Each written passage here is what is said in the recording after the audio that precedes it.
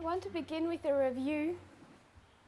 We covered a lot of information yesterday, and especially when it's given in Catholic Vatican-style language, it can be hard to get to the point. So I just want to review what we covered yesterday to begin with. Probably going back more to the beginning. I'll erase this off the board if we're comfortable with that. When we lined up with the history of Christ and our own history, and we didn't place the counterfeit, but that was the thought that we had. In the history of success, you see both leaders at the time of the end, the first and the second angel, Christ and John, Parminder and Jeff.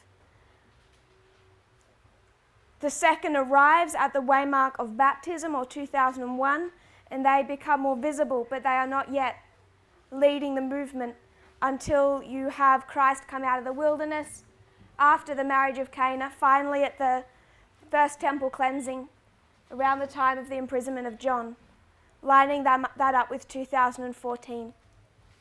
So that was the whole point of lining those two histories up, was to show why when we come to the time of the end for modern Babylon, we see both leaders at the same point in time.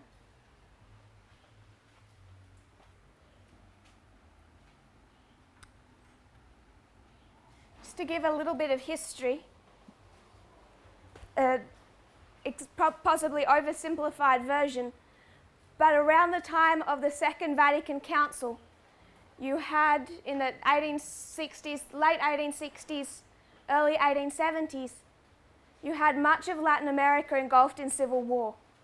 So the southern countries of America were going through some extremely difficult political time. Thousands of people disappeared or were killed. You had militia governments, fights, war really between capitalist-style dictatorships propped up by the United States and these more socialistic, communistic parties. And the Catholic Church in the southern countries of America, Latin America, began to become quite political in this history of civil war, particularly in one country, El Salvador. So the Catholic Church in that country, the priests and bishops, they started becoming concerned about the plight of all of the poor people who in this history of civil war were suffering most acutely. They began to promote the needs of the poor and the working class.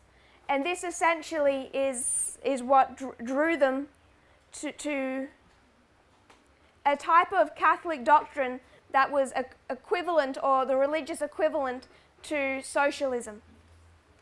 So the Catholic Church in those countries, much of them started to become political, leaning towards this new type of theology that was developing, that the Catholic Church needed to be involved in taking care of those who were struggling, minority groups, the poor, all of those different areas, women.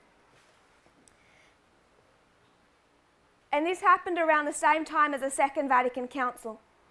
It influenced the Second Vatican Council because much of the reforms are really liberalistic and socialistic in ideas.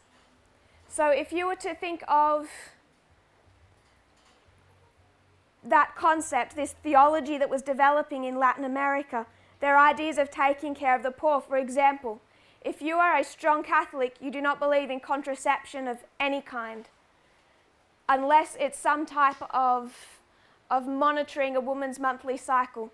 Otherwise, no contraception of any kind is permitted. Abortion is just the farthest end of that. They don't approve of abortion. But before you get to abortion, before even you get pregnant, the Catholic Church does not permit any form of contraception. So you have all of these poor people in Latin America, and many of them having a great deal of children because they can't regulate their pregnancies. And in many cases, women who were struggling to support children and the fathers had left home, would only come home occasionally, would sleep with her, get her pregnant, and then leave her with a new baby to care for, or many cases, as the Civil War progressed, of mass rape. And these women were bearing the load of raising families and children. So when this Catholic Church starts to care about their plight, they start thinking, we need to be able to give these women contraceptives, because this constantly producing children is creating a burden on their life. So it naturally, these liberation theology, which is what it becomes known as, it really does become liberal in its mindset because it's caring about the people. Contraception is just one example of that. Trying to meet the needs of the people. And when they tried to meet the needs of the people, it regularly goes against Catholic theology. So in Latin America in the 1960s and 70s particularly, this theology developed in wartime known as liberation theology. It was particularly taken up by the Jesuits. Just quoting here, for Latin America's bloodthirsty cold warriors, liberation theology was a synonym for communism. So the capitalist-style dictatorships, some of which were being armed and propped up by the United States, they began to turn on the Catholic Church, and many Catholics died, Catholics who believed in this liberation theology. They were killed by the government for promoting this liberation theology because it was seen as political. And particularly in El Salvador,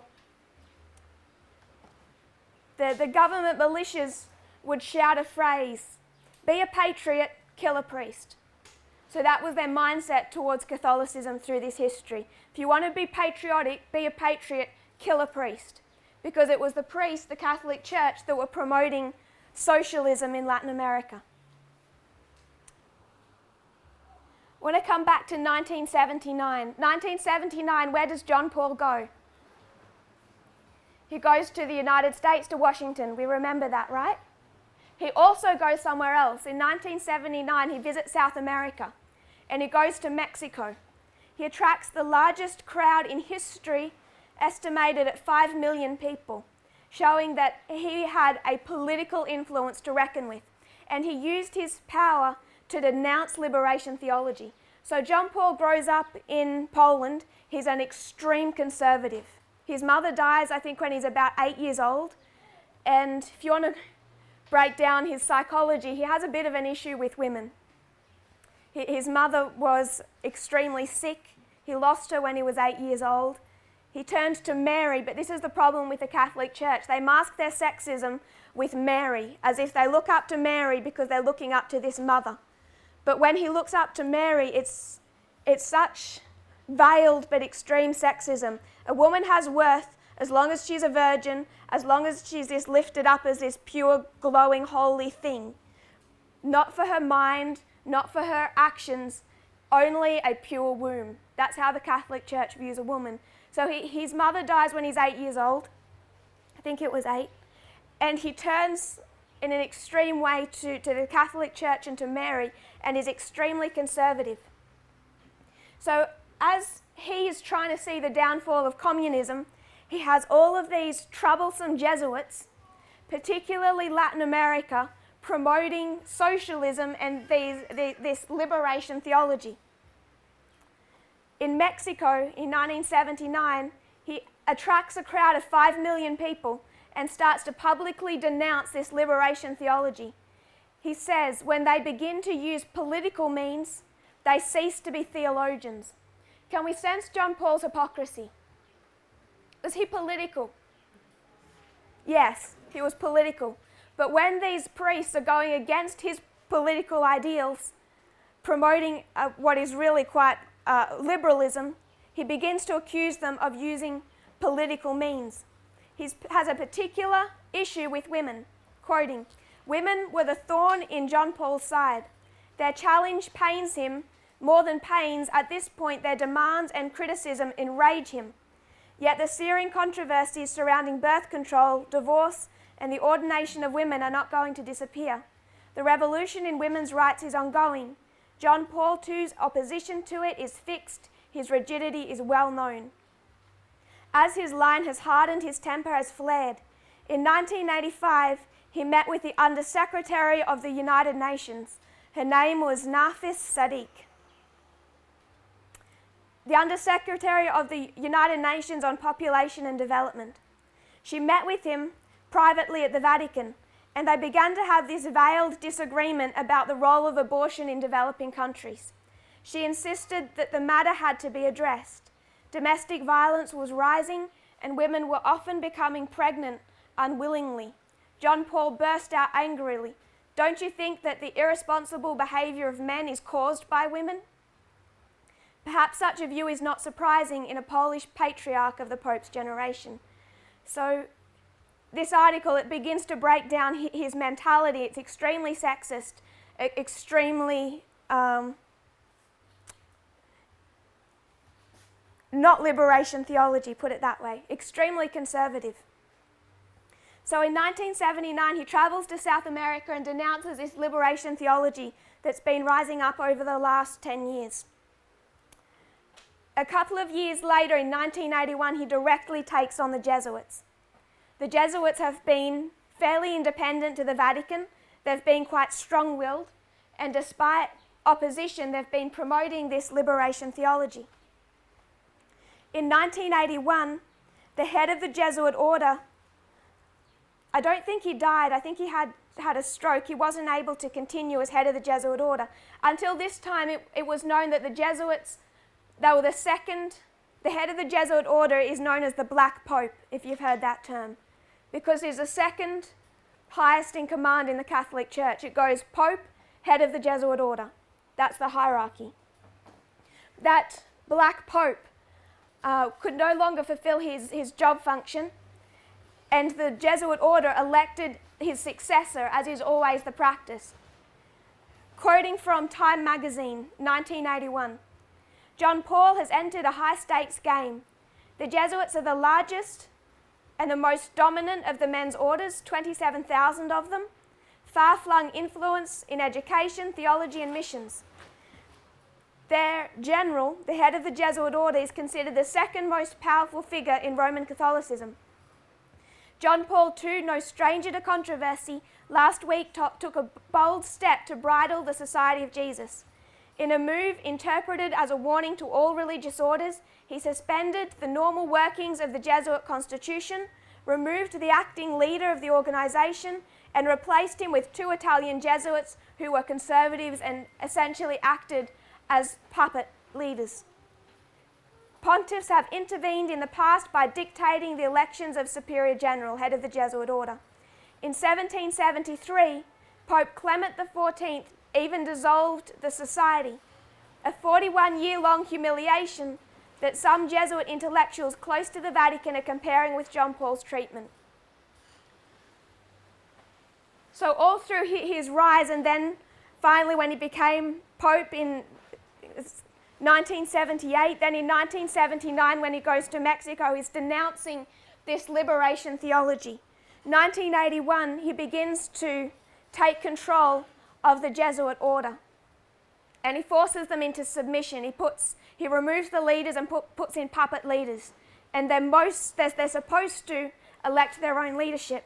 And the Jesuits close to the Vatican start to compare John Paul II and what he's done to the Jesuit order with the abolishing in 1773. So there's this war, and we've alluded to that. This is just a little bit more detail. We've alluded to this civil war inside the papacy in this time period. When in 1989, in this history, you had John Paul II versus the Jesuits. It had been developing in the history previously. In 1989, we could come back to El Salvador. El Salvador was in civil war. It was one of the areas that was promoting this liberation theology. In 1989, troops belonging to El Salvador, troops that had been American trained, killed 6 Jesuit priests. This was a response to what those Jesuits to the liberation theology those Jesuits had been preaching. So the government, members of the government's militia, attacked the Catholic Church and killed 6 leading Jesuit priests. This caused such an outrage it led to the end of the civil war in El Salvador.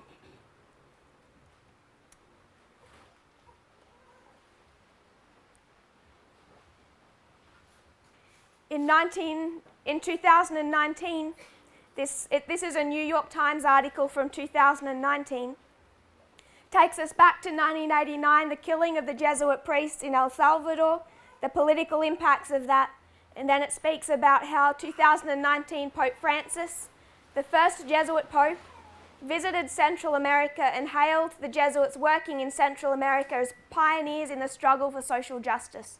So what does that tell you about Pope Francis's position on liberation theology? He said they were pioneers in the struggle for social justice. So John Paul condemns them. Malachi Martin called them the betrayers of the Catholic Church. Pope Francis calls them the pioneers for social justice. So we go into this history of 1989 and we see John Paul II and the Jesuits. They're in this civil war and they're half right and half wrong. John Paul is the leader, just as Butler was the leader. He's right on one thing. He's right on the need to overthrow the Soviet Union. But the Jesuits are right on liberation theology. The changes of the Second Vatican Council, which we lined up with 1863. This was organisation. This was organisation.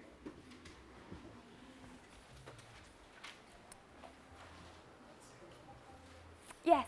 When you are saying that they killed the 6 Jesuit priests, what did this spark? Did this spark a civil war? Is that what you're saying? No, the civil war was ongoing.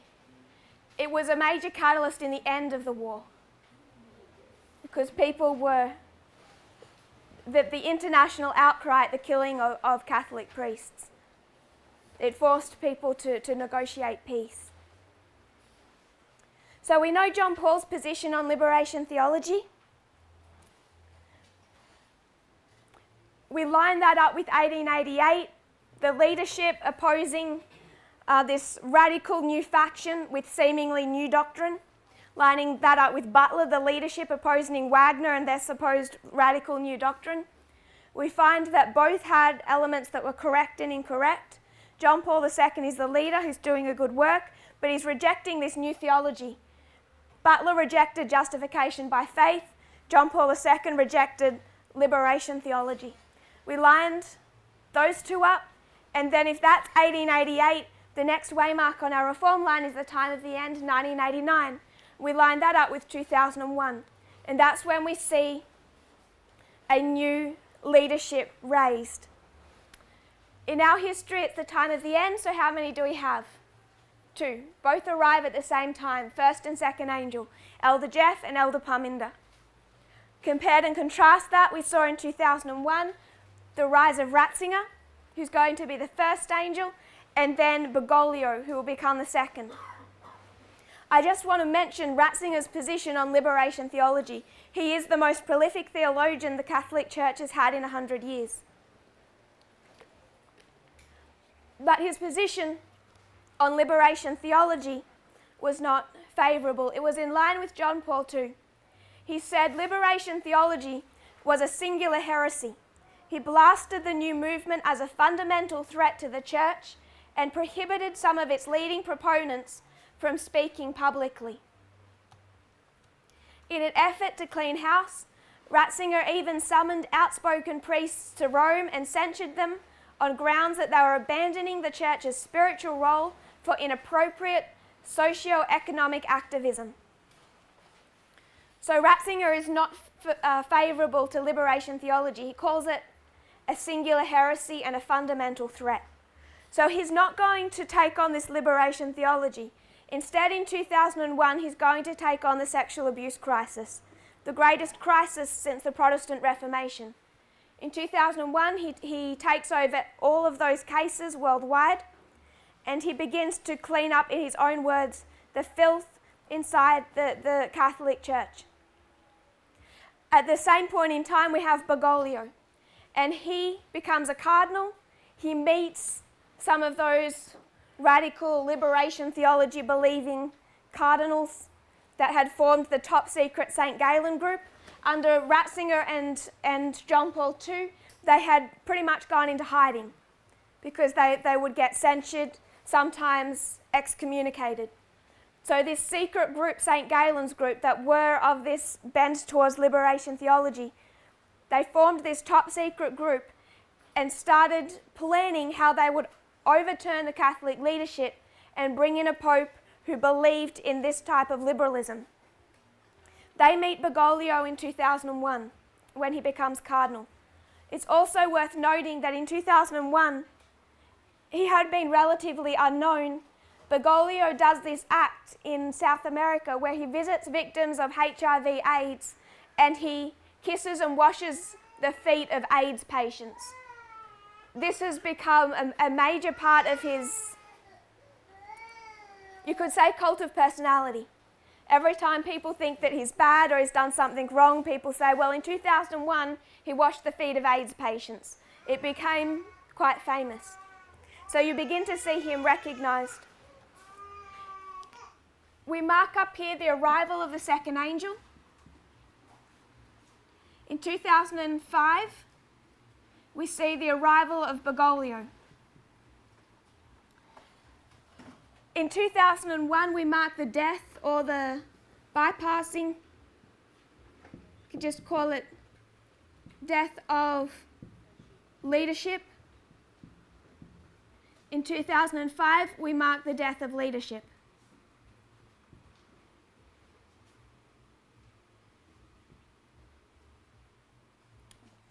It wasn't just John Paul that died in 2005. Who else died? Lucia. So you mark the death. It wasn't just of their leadership. It was John Paul. It was also Lucia. They both died in 2005. You have the death of leadership, and then at this conclave being the meeting where they elect a new pope, you have Bergoglio come in second. So he is for the first time internationally recognized. We see Ratzinger become Pope Benedict.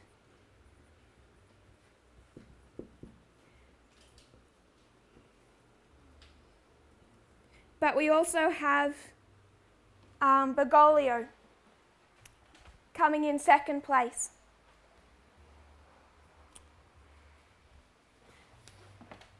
In his history, we mark Elder Jeff. He's still the leader, but then in 2012, we have this crisis in the movement of time setting. He's on the wrong side of that crisis. 2005 to 2012, Pope Benedict is Pope, but he's losing this struggle to clean out the papacy, the Vatican particularly. In 2012, there is this scandal, the VatiLeaks scandal. Demonstrates his failure to clean out particularly not just the issues of immorality, but the financial misdoings. 2014, we mark a transition in leadership from Elder Jeff to Elder Parminder, from the first angel to the second angel. 2012, because of this scandal, Benedict steps down, first pope in 600 years, and we have the introduction of Bergoglio. He finally comes in. So this is the empowerment of the second angel, the empowerment of the second angel. We're all okay so far? Any questions or thoughts?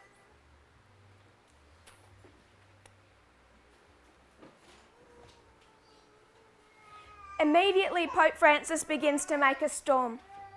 In 2013, someone asked him about homosexuality in the church, and he says, if someone is gay and he searches for the Lord and has goodwill, who am I to judge? This causes a storm within the Catholic Church. It's not the normal Catholic response to homosexuality. People become more concerned than ever before about the direction he's going to take the Catholic Church in. And then in 2013, just after becoming Pope, he announces that in 2014 there's going to be an extraordinary synod, extraordinary meaning unusual, or not after the normal Catholic meetings.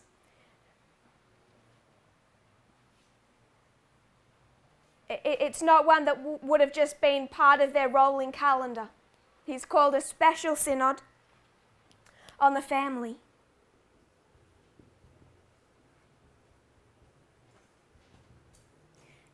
And when you start talking about the family, it's all of those conservative doctrines that people have been fighting about. It's not just homosexuality, gay marriage, it's also contraception, the role of women in the family and the church, all of those different things. So he's highlighting, he's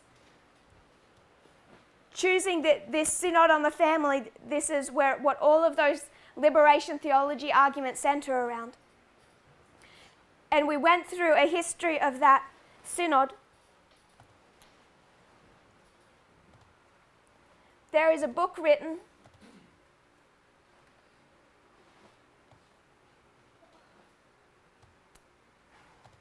just find it.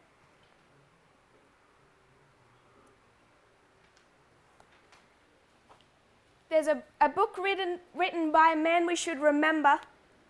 His name is Edward Penton.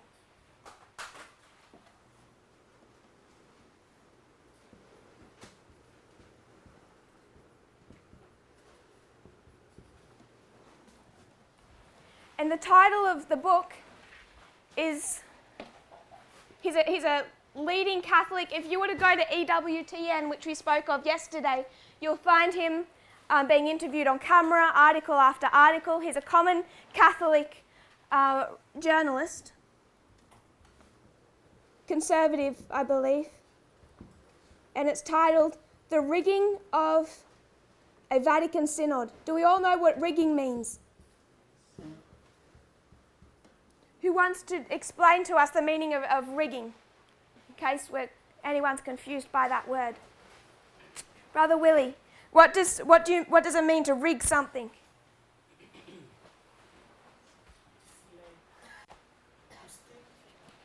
To steal? What's commonly rigged? Elections. Lack of transparency during an election? I would suggest it starts with that, but it goes further than just not transparency. Why don't you have transparency in an election? Because you're cheating. So you're trying to manipulate the outcome. Is that okay? When you rig something, you do something in secrecy because you're trying to manipulate the outcome. And this is what Edward Penton and other conservative Catholics start to accuse Francis and Francis's disciples of in 2014, that whatever Pope Francis said about not questioning Vatican Catholic theology and it being an open forum for everyone to have freedom and discuss, his words are meaningless because the actual processes by which he conducts this synod give this appearance that he's trying to manipulate the outcome of the synod. There is a prominent cardinal. He's patron of the Sovereign Military Order of the Knights of Malta. So that's quite a title. You know if he's a patron of the Sovereign Military Order of the Knights of Malta, that he's a fairly powerful cardinal. His name is Raymond Burke. He said after the synod, "It's clear to me that there were individuals who obviously had a very strong influence on the synod process who were pushing an agenda." So Cardinal Raymond Burke immediately accused the individuals at the synod of trying to manipulate it, pushing an agenda. And they are,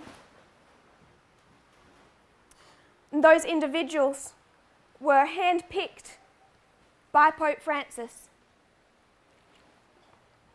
An anonymous Roman priest closely involved in the synod debates gave this statement anonymously: "This was a rigged synod. I call it the robber synod." This all occurred in October of 2014. One of the chief issues, we discussed it yesterday, is that the Synod fathers, those bishops, they were divided into 10 small working groups.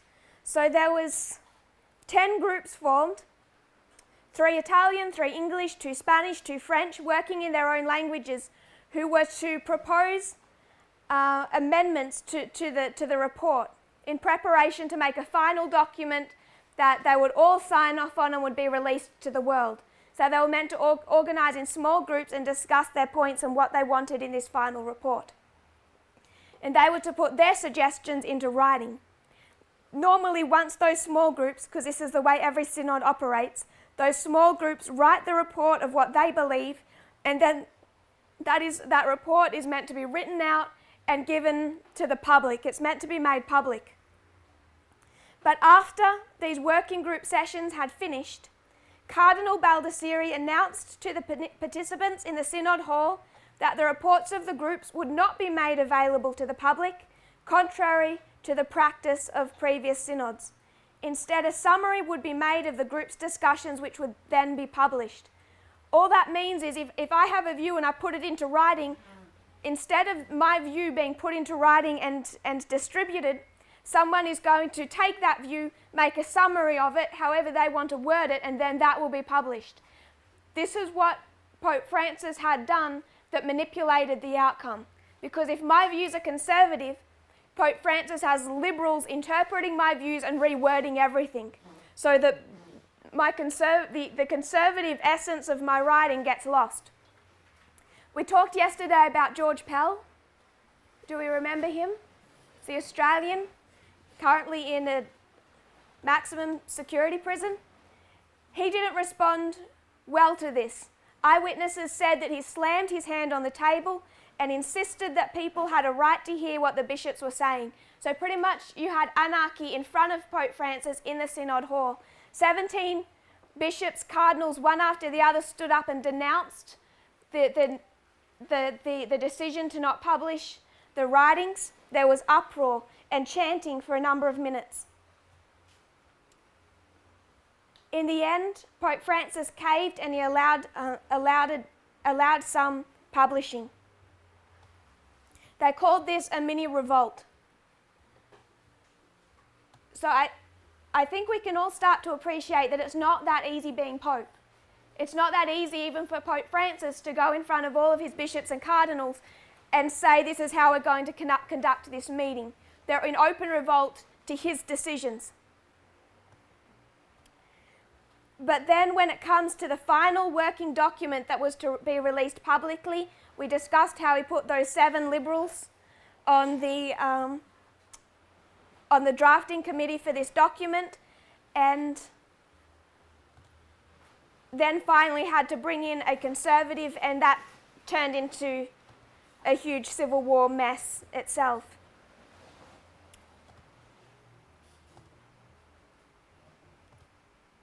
There was an article I just want to find.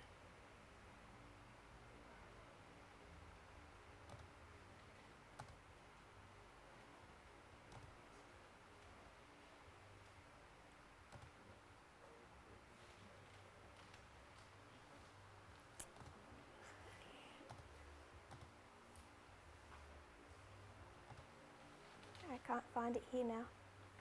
Where am I? Of the bishops at the Synod, 41 publicly expressed concern, particularly regarding the language of homosexuality. They said there was a seismic shift in tone toward the acceptance of homosexuality. Conservatives were outraged, according to the Associated Press, about a remarkable tone of acceptance extended to gays. So they're not claiming to change Catholic theology, but they were able to really hijack the writing of the final report and change the language. So all through this, particularly 2014, but then all through this history, you have these 2 groups developing. And then we also spoke about a separate issue, REPAM.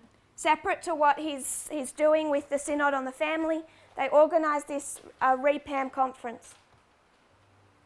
REPAM stands for the Red Ecclesial Pan Amazonica, which just means that it is ecclesial church. It's an Amazonian conference for the whole of the Amazon region. And it's particularly relating to the defence of human rights in all of its forms, taking care of the indigenous, the poor, etc., which is the exact line of thinking as liberation theology. We spoke about how this liberal faction had access to Francis, the conversations between that liberal faction and Francis about making bold proposals, starting to introduce married priests, women taking up roles previously forbidden to them, etc. And this, from 2014 to 2019, is a steady progression of preparation for the Amazonian Synod. And you have two different narratives developing about this. EWTN and LifeSite News. These are the two particularly conservative channels. Church Militant is extremely conservative, but really in the line of like an independent Adventist.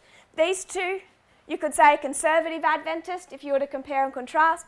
Church Militant is entirely independent Adventist. It's extremely conservative. We talked about the beginning of the Amazonian Synod. And this is when we start to see these two sides develop.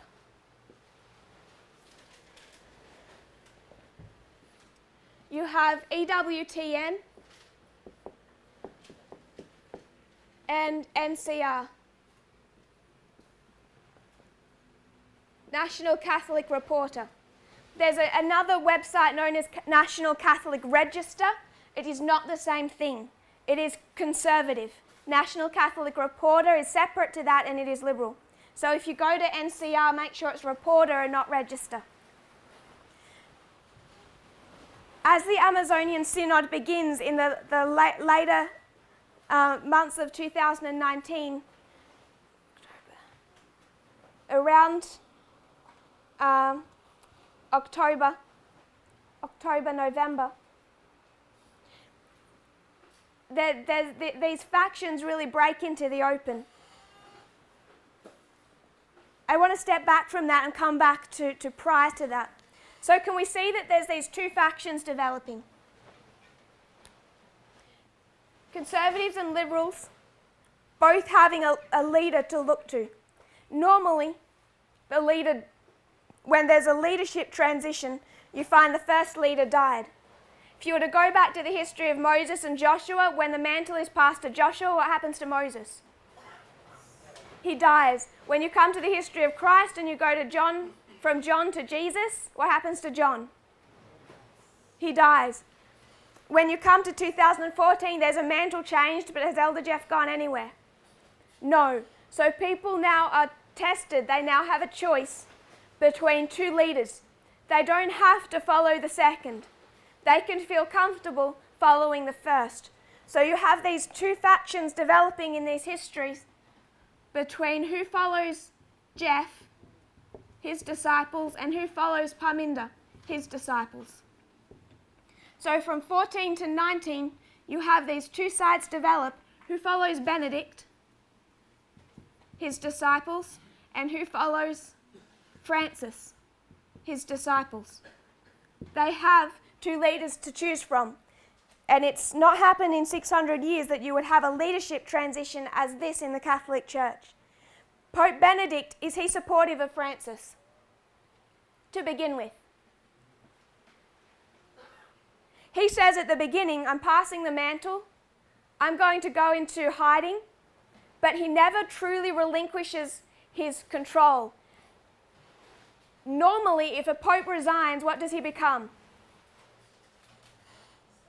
He just becomes a layperson. He loses that title. But Benedict chooses not to do that. He wants to become pope Emeritus. I'm not sure if I'm saying that right. So he chooses to keep this title of Pope. He never actually let go of his leadership. And he stays living inside the Vatican. So he could have fully relinquished his leadership authority at the very beginning. But at the very beginning, he chooses not to do that. At the same time, he's claiming to support Francis. All this history, Elder Jeff passing the mantle, did he actually properly relinquish his authority? No. In fact, from his statements most recently, we understand that what he expected Parminder to be was some type of puppet leader, to still come under his authority. Somehow that we would turn to him for direction and guidance, and he would still be the one quietly leading the movement. Never fully let go of his authority, even when he claimed to pass the mantle. So we find that both former leaders are holding on to that claim of authority. When do you find Benedict first start to cause problems for Francis? First come out in open contradiction to him. Do you all remember? It was presented before the shaking ever happened, because I wanted to give Elder Jeff a warning. He didn't listen. April 2019.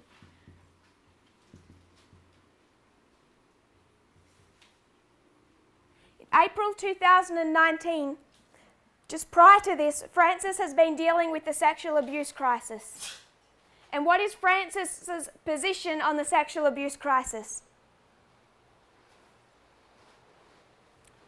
Sister Solange. What does he believe is the cause? The cause. What would Francis say the cause is for the sexual abuse crisis?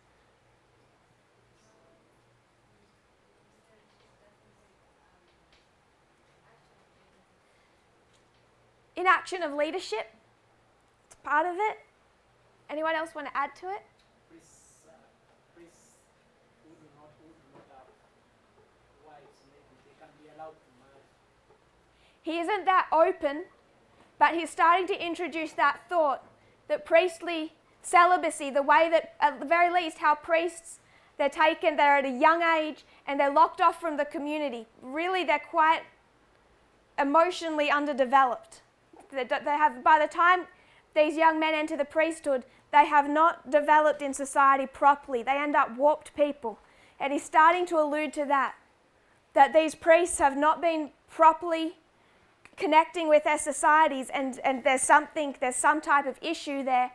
And you could go as far as saying priestly celibacy, but Francis won't be that open about it.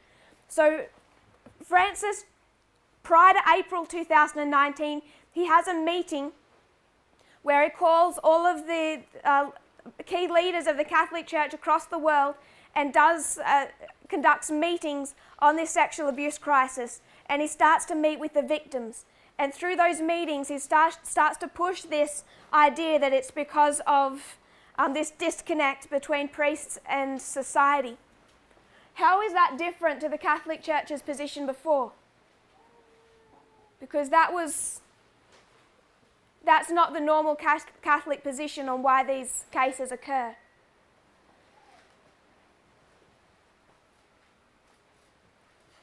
What's Benedict's reasoning for why these sexual abuse cases happened? Sister at the back.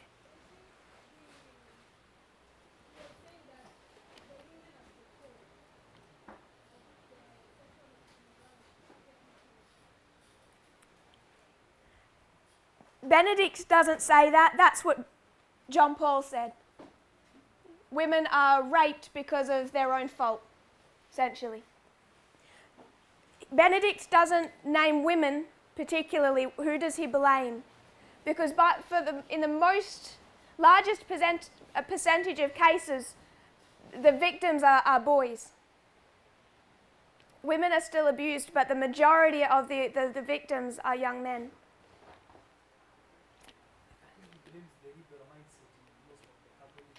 He blames a liberal mindset. So he states, sorry, do you want to add to that? Also, I think I've read an article where he also the secular that takes place in the West. He also criticizes the Western secular culture that is subject also to morality. So he blames the liberalism, particularly of the West, and the sexual immorality that he saw rise, particularly in the 1960s and 70s. We talk about the 1960s and the sexual revolution. He blames all of that for the sexual abuse crisis within the Catholic Church.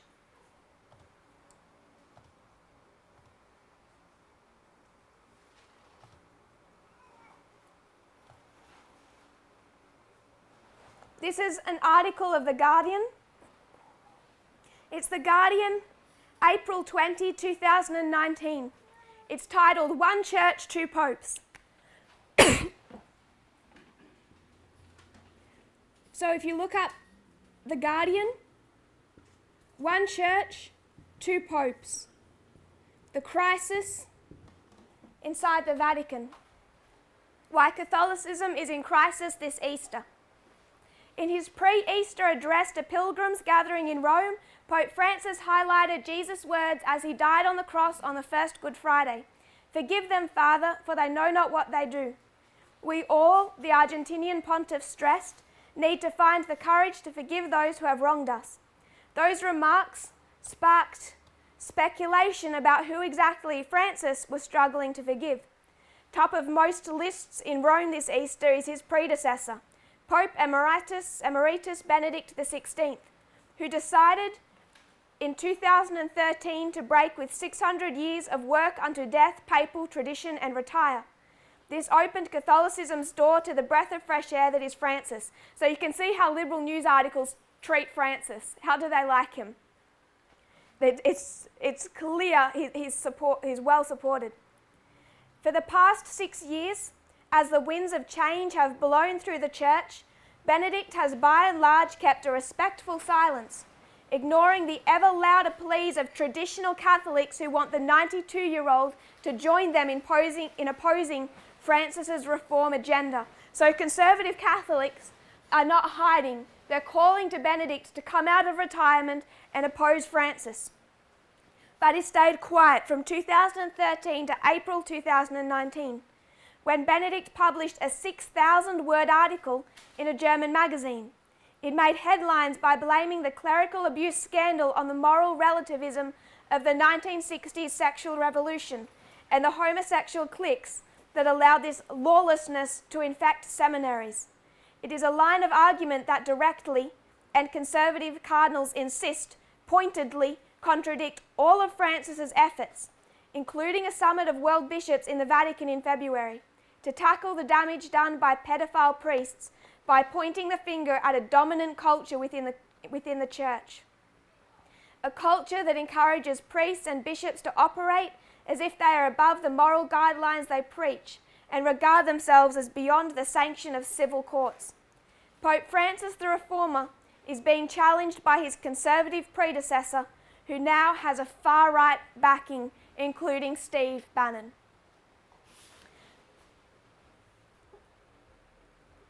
But what Benedict's intervention and apparent rebuke of his successor mostly lays bare is how hard it is proving for an absolute monarchy like the Catholic Church to operate when it has not one but two living popes. Indeed, it explains why for 600 years papal retirement was regarded as not an option. The two of them represent opposite poles of Catholicism. So,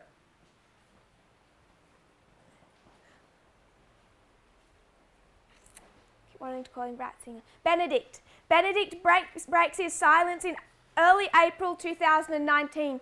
Who else comes out in a study April 5, 2019? No. Elder Jeff. Now, he's supposed to have passed the mantle, yes?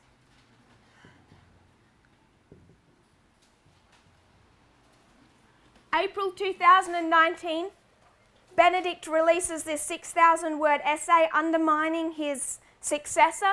April 2019, there's a camp meeting in Germany, and what does Elder Jeff do?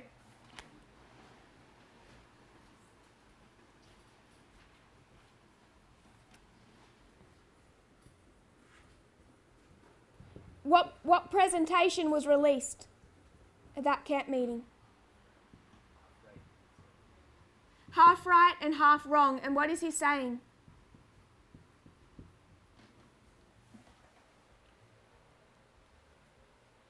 What is he saying when he teaches half right, half wrong? Brother.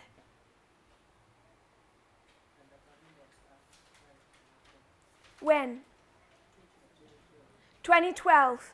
So he's going to say that Elder Parminder was half right and half wrong. So at the same time, he's reinforcing that what he's already said, that Parminder is his successor, the second angel, the new leader of the movement. He's also completely undermines his position by saying that Parminder in the history, when he brought the message, was only half right and half of it was error. And we countered that.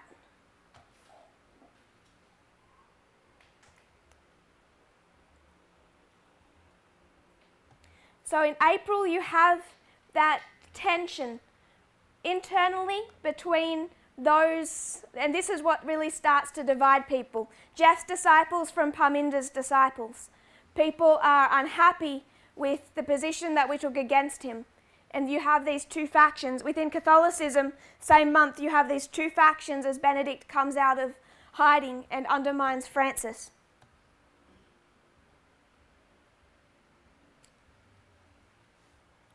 That's in April of last year. We come down to September, October of last year, and the Amazon Synod. We spoke about how Pope Francis welcomed this delegation from the Amazon region. They brought these statues of pregnant women, and conservative Catholics were horrified.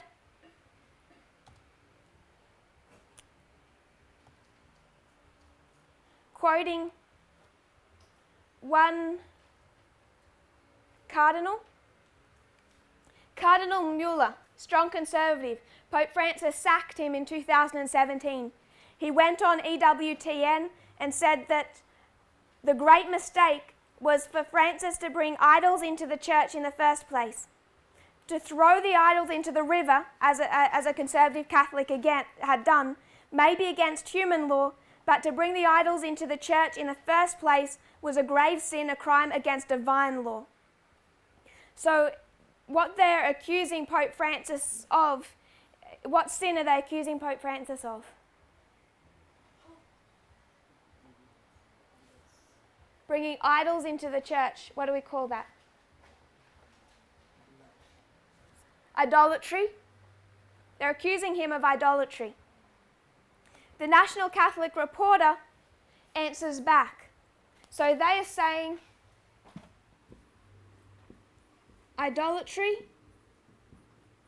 abomination by Francis.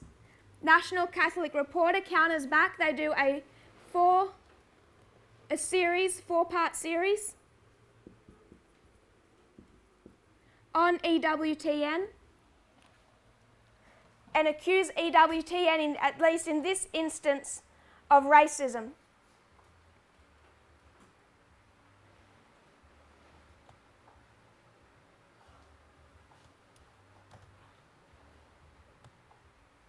Quoting from the National Catholic Reporter. This is the National Catholic Reporter speaking about EWTN. They say, viewers who tuned into EWTN's News Nightly for news from a Catholic perspective were treated to two previously recorded one-on-one interviews by anchor Lauren Ashburn with Mike Pence and Sarah Huckabee Sanders. So in some of these, part of this four-part series is they break down the connection between EWTN and conservative Protestantism, particularly Trump's administration. So NCR is highlighting the connection between EWTN and the White House, Trump's administration. The segment was clear evidence of how a television outlet, once devoted to expressions of Catholic piety and conservative catechists and apologetics, has grown into a truly influential media empire, well connected to Republican politicians and the Trump White House. EWTN, where the Catholic perspective is unabashedly partisan, has become the media star in a web of connections, including wealthy conservative Catholic donors and some of the most public anti-Pope Francis forces in the Catholic world. Who created EWTN? Mother Angelica. Do we all know who she is? Does anyone not know who she is? Raise your hand if you don't know who Mother Angelica refers to. Okay. So when Elder Jeff split from this movement, he released a presentation explaining why he split. It was his first public statement since he made it clear he was separating from this movement. What was the title of that presentation? Finding Mother Angelica. Hiding Mother Angelica. Mother Angelica was a Catholic nun who founded EWTN.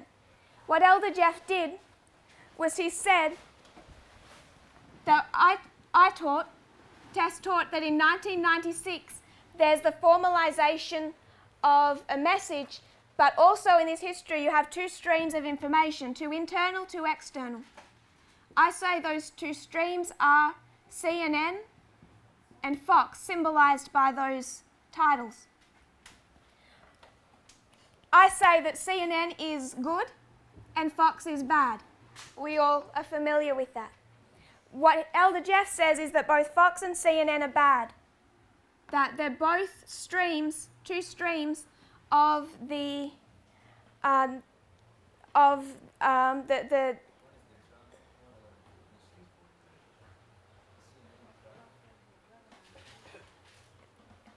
CNN, dragon, Fox, false prophet. So it's the dragon and the false prophet. And then in this first video, when he splits from this movement titled Hiding Mother Angelica, he claims that you can place EWTN here and that's the beast. So he says dragon, beast, false prophet. And these are the three information streams of the threefold union. So what I teach is that you have two streams of information. One is good for your agenda, one is bad for your agenda. So for a Nethinim at the end of the world, CNN is good, Fox is bad. For this movement, Time of the End magazine was good, Adventist leadership was bad. And we could go down that line. What he's saying is not that there's these two streams, one is correct and one is incorrect. He's saying that there are three streams, they're equally wicked, and they're the dragon of the information streams of the threefold union, dragon, beast, and false prophet. Does that make sense? Someone said no. Okay. I will try and draw our two positions. So this is the movement position.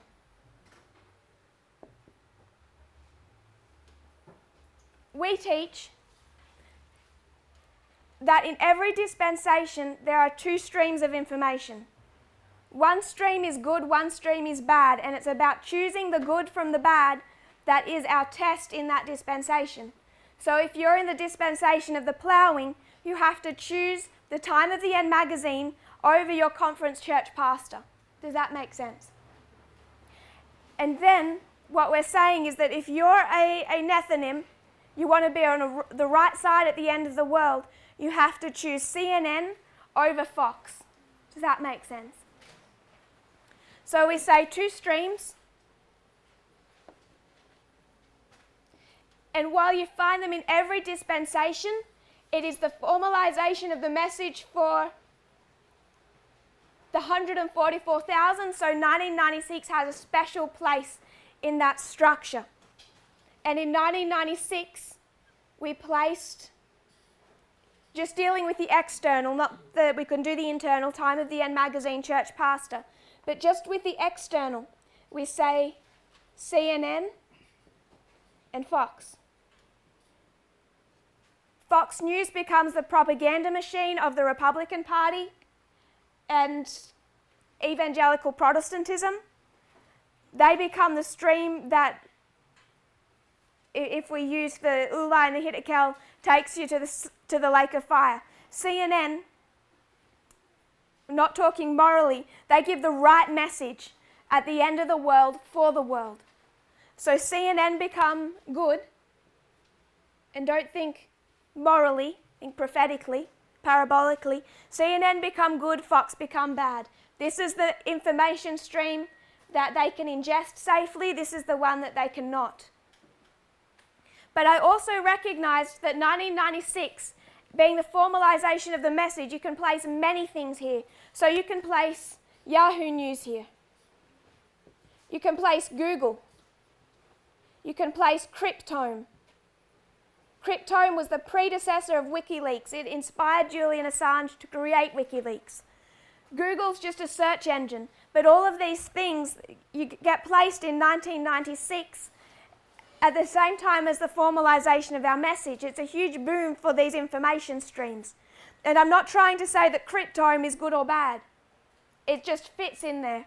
Not trying to say Google is good or bad, it just fits in there. Does that make sense?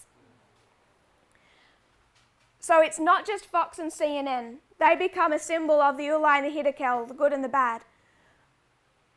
There are these others that also develop in this important year. So this is what the movement teaches. What FFA teach, what Elder Jeff has fought for from the very beginning of the Midnight Cry, is that this is incorrect. This understanding is what has divided this movement. If you want to know why that there's been this shaking, it is almost entirely, it all comes back to this issue here. Because Elder Jeff does not believe this. The day that November 9 was presented in Arkansas, October 3, 2019, we did not fight over November 9. He accepted that on the spot. But we stayed for about 2 hours and fought over this. He did not accept it, and he never would. So that was rejected from the very beginning of the Midnight Cry.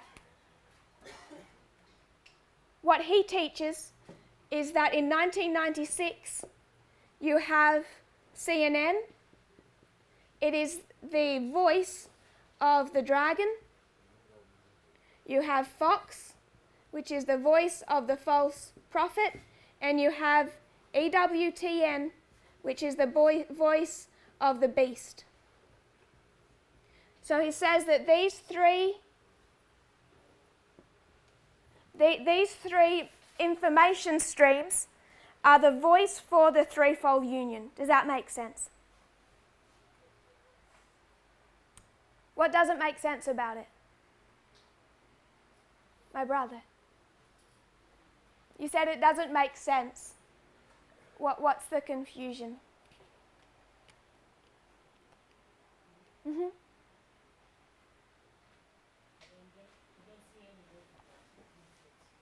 Sorry? Any logic to this? Yeah, neither do I. We're in agreement. The first thing I don't see logic to is CNN. How is that the voice of the United Nations? And Fox is the voice of America?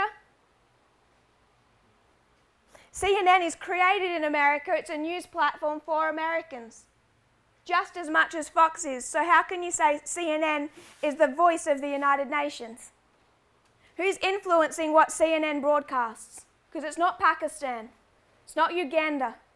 It's not Russia. Russia's impacting this one. If you want to start saying that there's foreign interference, Russia's impacting what Fox presents. They're not impacting what CNN presents. What portion of the United Nations is speaking through CNN? That's the first part that makes us rely on conspiracy theories that are completely untenable. The second issue I have with this is EWTN. I'm happy to see that in some fashion that it can fit into here. Mind you, It was actually formed well before 1996. All they got in 1996 was a satellite dish. What's the problem with placing EWTN as the voice of the beast? Brother Dennis.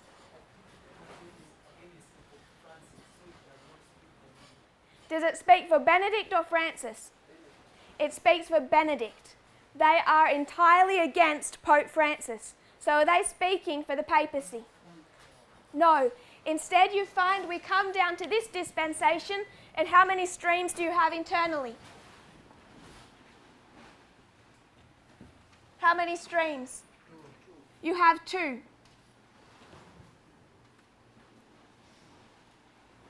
On one side, you have Parminder and myself. On the other side, you have Elder Jeff.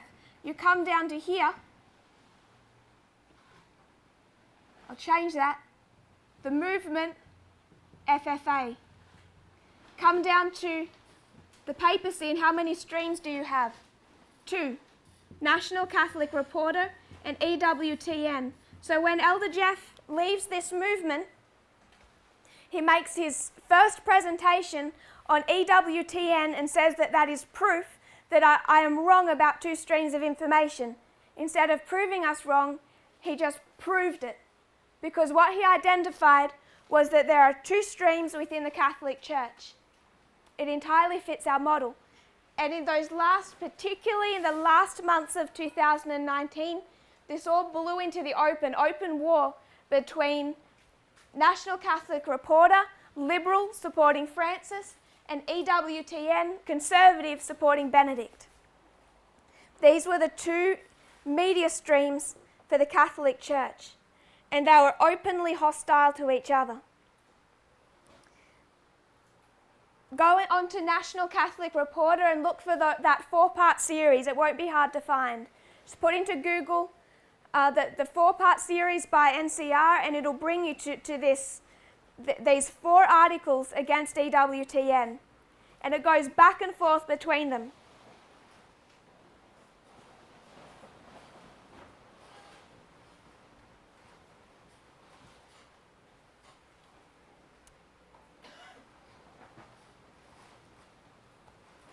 But we also mentioned LifeSite News. I just want to read this article. It's October 22, 2019 by LifeSite News. It says, the Bishop of the Diocese of Xingu, Brazil, revealed in a new book that in his diocese, women are not only presiding over liturgies of the Word, but are also giving homilies, a practice contrary to Catholic rules.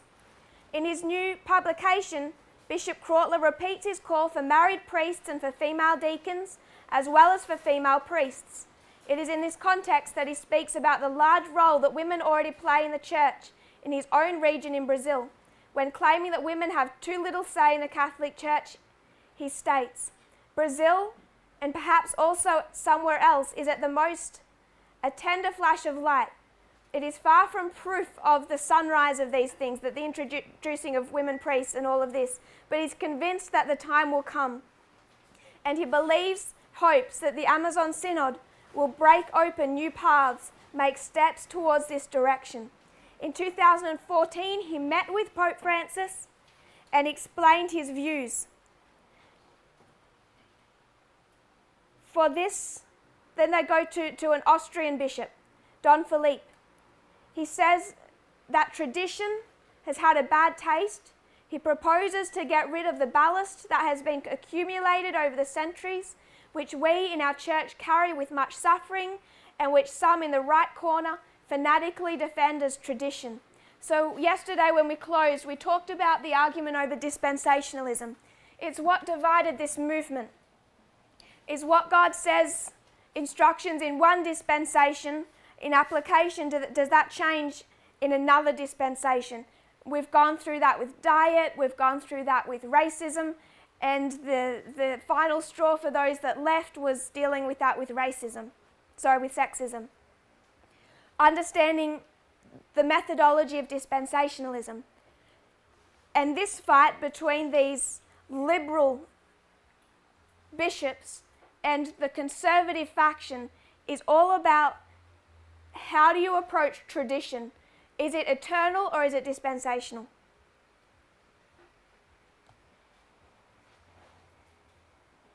The Austrian prelate furthermore suggested that there have been many teachings, for example, of the 1800s that the church in the 20th century abandoned. For example, this is LifeSite News, this is a Catholic publication. He says, the church used to believe in some things, and what have they changed? The church's stance with regards to democracy. What did they used to believe about democracy?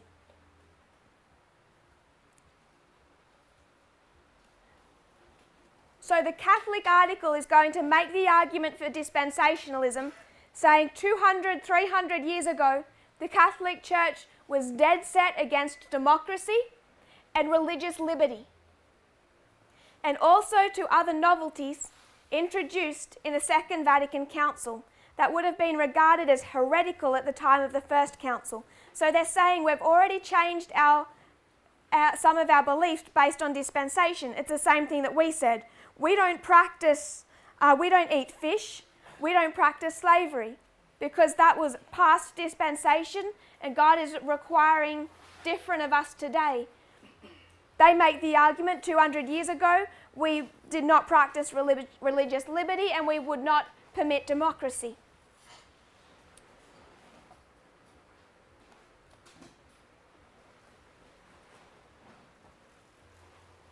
EWTN says Pope Francis introduced an abomination into the Catholic Church. He promoted idolatry. National Catholic Reporter responded in their article, why don't those conservatives in EWTN look outside their windows and see the Egyptian obelisk in St. Peter's Square? They say, because these statues of these pregnant women, they were naked. This horrified the conservatives. NCR says, why don't they look at the roof of the Sistine Chapel? All the paintings of naked people. Remember the Philistines in earlier generations that wanted the nudes of the Sistine Chapel covered over. So they have this argument back and forth. We'll close now for time. But these are the two streams within the Catholic Church, and it's relevant for us to see when all of this breaks into the open. April 2019, internally, April 2019 with the counterfeit. Then we come to, we'll get into the history of October, September, October of 2019. This conflict with the Amazonian Synod, also splitting the church and causing Pope Benedict to write an article to contribute to a book just recently released that, in a more strong fashion than ever before, undermined his successor. Do we have any questions on what we've done so far? Okay, the aspect in which the conservative Adventists, not Adventists, the Catholics, are viewing Francis, are they viewing him as a dictator in what he is doing? Yes. They believe that Francis is a dictator. Depends how radical you go. Once you get down to church militant type of far right, they believe he's the Antichrist, the prophesied Antichrist of Revelation. But that he needs to be replaced by a conservative pope, cleanse the church. So probably they may plan to overthrow him. If you want to listen to a quite laborious to listen to book, but still interesting, there was a book, a conservative Catholic wrote a book on the 2014 Synod on the Family, and he titled it The Dictator Pope, saying that Pope Francis pretty much is establishing a dictatorship, not just because of what he's done on Synod on the Family, but also how he's been purging the Catholic Church of conservative enemies.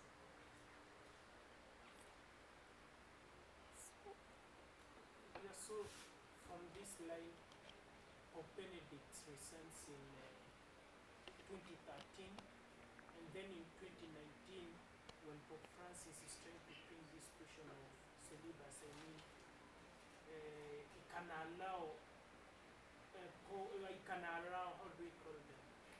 It can allow fathers from some areas, some remote areas to get married. That gets Pope Benedict from where the Synod wants to come back and say we cannot allow them to marry. Is that the same scenario we have in the True Line? Because Jeff resigns. After he resigns, Aminda makes some reforms in the movement, and that gets Jeff out of retire to come and take and try to cover the reforms that the new leadership is making. Just the compare and contrast Brother William has pointed out for us. Yes, I agree. When we come to the internal, we see that prior to November 9, we start saying things that are really quite radical. We're saying, bringing the argument of dispensationalism and equality, and this is what causes Elder Jeff to come out from retirement and to speak out publicly against what we're teaching. Same time, 2019, the final months, you have the Amazonian Synod.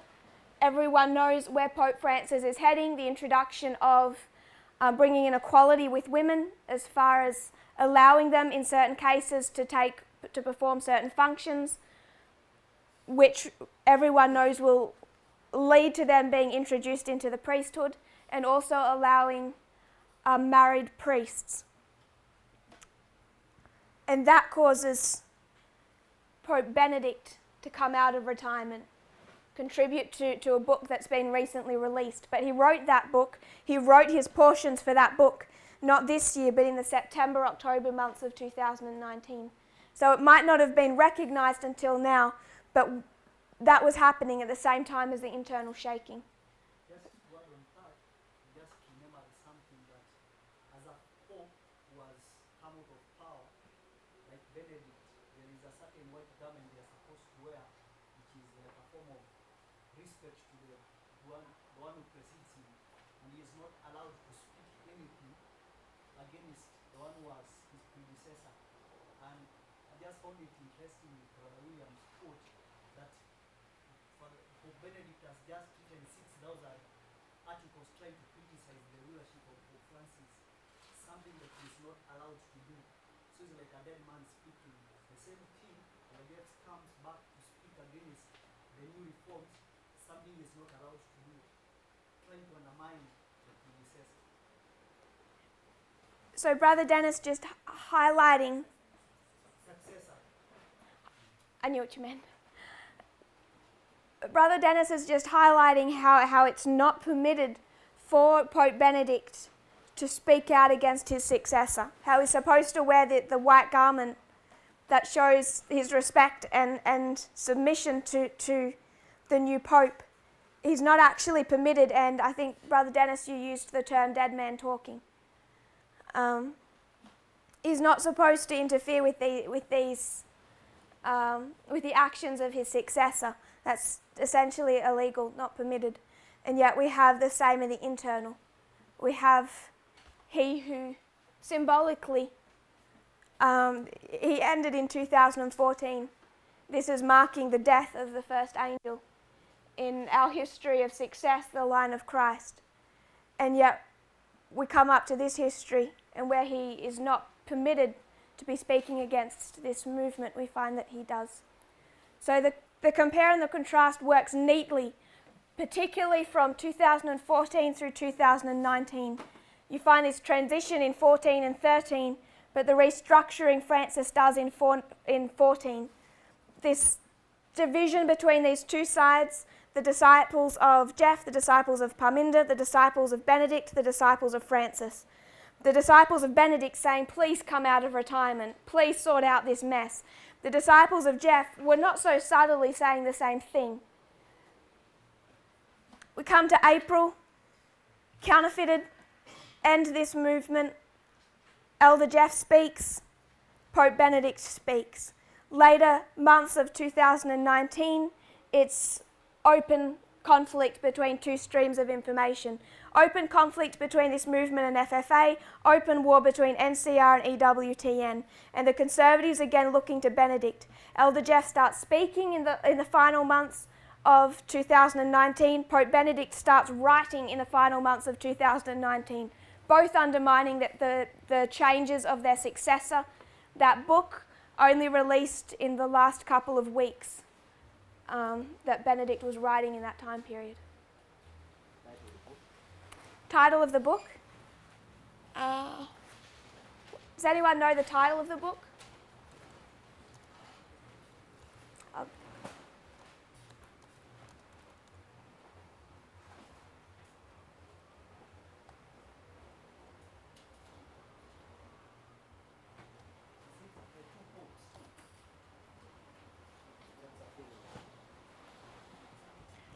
I don't think so. From the depths of our hearts. So if you're looking for it, it's called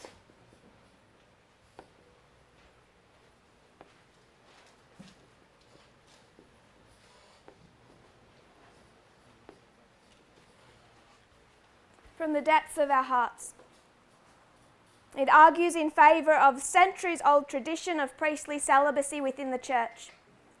In other words, priestly celibacy is not dispensational. Same argument. If you kneel with me, we'll close in prayer.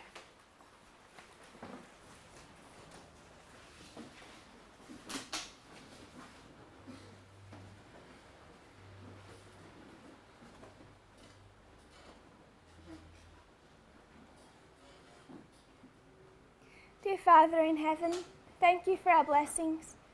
We see how you have led and guided, not just in these last 5 years, Lord, which have been of such significance, but also in the centuries that have led us to this point. We see, Father, that you have acted with love and compassion to restore your people. We see the ugliness of the counterfeit of this work. We appreciate you. I pray, Lord, that we might understand both more clearly, that none of us should be deceived. Lord, we know these issues are stirring up within the movement, conflict over what these things mean, what we bring to the Nethinims, what we require of them, what is required of us. I pray, Lord, you give us greater clarity on these issues. May none of us be deceived. I pray this in Jesus' name. Amen.